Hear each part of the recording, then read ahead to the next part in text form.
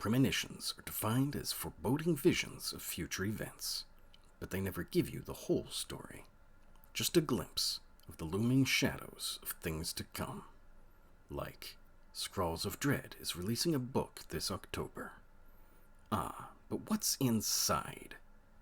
While we wait, perhaps we can get a glimpse. Previews of the stories the tome will contain. Perhaps we'll get Premonitions. Till death do us part. Unable to resist its unnatural allure any longer, Gloria proceeded to put on the ring, instinctively placing it on her left ring finger.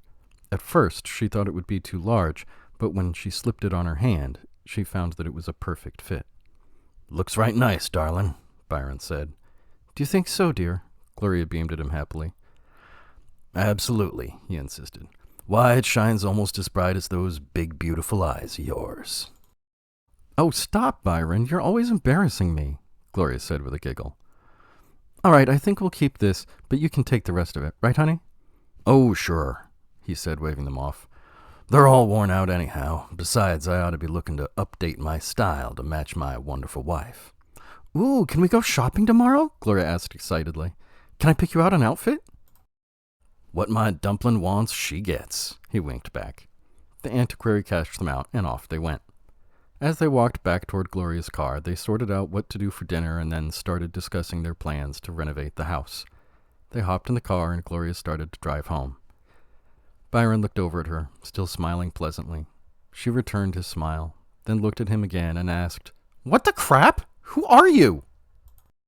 "Don't be silly, honey pie," he said calmly, never losing his smile. "I'm your husband, of course."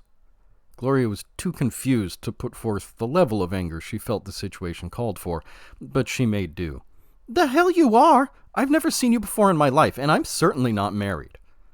"Well now," he replied, "that ring on your finger begs to differ, don't it, Puddin'?" "Stop calling me foods!" Gloria demanded. "Sorry, Gloria. I thought you might appreciate a term of endearment," he said sincerely. "I was just trying out a few." "Oh, babe, no, it's not that. It's just I've been on this diet and all that talk about dessert stuff was," she said, before her mind alerted her. "You're doing it again." "Damn it! Why do I keep acting like we're a couple?" "Well, 'cause we are," he assured her. "I'm your man and you're my lady. Although all that cursing you do ain't very ladylike. I have to admit I don't care for that." This was the first time Gloria felt fully aware of how he sounded and how he looked. He spoke with a swagger and a deep, raspy voice, which Gloria suspected he'd honed to perfection by smoking cigarettes all his life, making him sound smooth and rough at the same time. It was attractive in a way, but it could turn downright creepy real quick, depending on what he was saying. He looked to be about 40-something, and he was pure cowboy, as if he'd stepped right out of a movie. He wore leather boots, complete with spurs, blue jeans adorned with a familiar big round buckle, a black bib shirt stylishly unbuttoned on one corner of the bib, a long tan coat, and sure enough, he had a proper cowboy hat that he'd removed upon stepping into the car, fully revealing his long, straight black hair with just a few streaks of gray coming in.